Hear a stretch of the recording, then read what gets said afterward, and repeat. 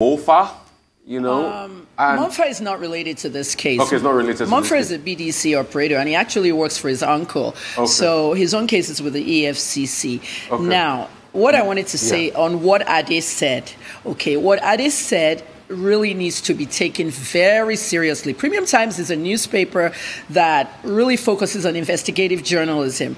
And for me personally, Ade said some things on the point of the media. Only Premium Times, myself, and you, Arise Now, analyzing it, really touch this case in deep.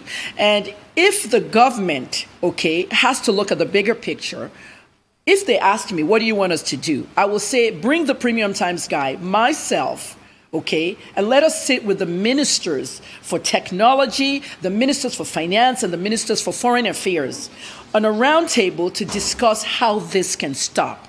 It is not just Hush Puppi. It's a lot of Nigerians. Now, Rufai, Dr. Abati, Adesua, are you aware that last night I got more documents from the FBI of this wristwatch that was purchased in January, February, and sent to Hush Puppi in Dubai for millions of dollars of nairas? These people that orchestrated that particular part of the scam, if you read the page 9 of the 29 documents of the plea agreement, you will see it there.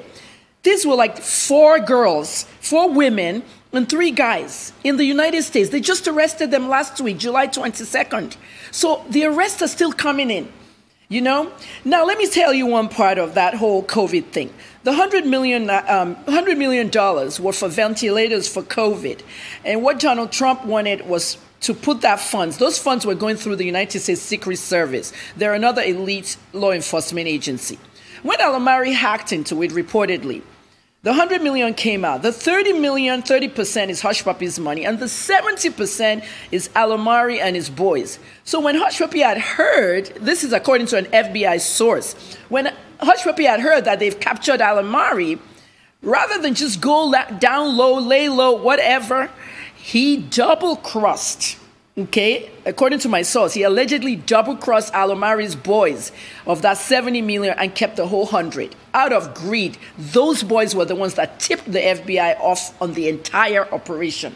And they found a way to start looking for Hush Puppi. And then Hush Puppi flashed everything and all that. This is one of the reasons why he fired Jill Pisetsky and Vicky Prodebeski, the first 2 lawyers who were saying, oh, our client was kidnapped, our client is an influencer. That wouldn't work. I know Louis Shapiro. He's a very good lawyer. And I said it on my Instagram page. When Shapiro gets in there, he's just going to tell the feds, plea deal. And this is the problem we're having now with Woodbury. Olale Kwanle, the second in command. This is the boy that was in South Africa. Kwanle was in South Africa, and he fled South Africa because they wanted to kill him.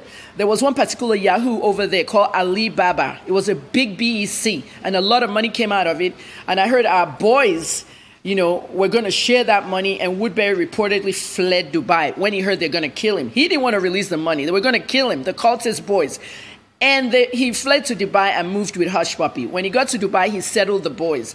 But at the end of the day, the BEC emails and the scams were still on Woodbury's phone. And that's why he's having a trouble now with his trial in Chicago.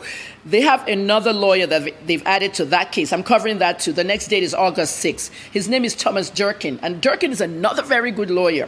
They're paying these lawyers huge amounts of sums. And Woodbury is in what they call a proffer, where they'll sit down with the feds and all that. And Woodbury has still not done that plea agreement. He needs to do the plea agreement because they'll give him 10 years, because he's facing 30 years.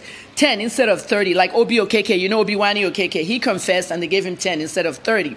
So this whole BEC stuff from South Africa was still on Woodbury's phone, and the lawyers have looked at it. So we're hoping in August 6th they'll decide to do a plea agreement too. If you notice, Hush Puppi's plea agreement was done in April 7th, and they just released it to us. They released it to us on the day of the trial 2 days ago. We are calling it, Premium Times and myself, we're calling into that system, PACER, P-A-C-E-R, United States Federal Court, system. They actually did PACER because of coronavirus. Okay.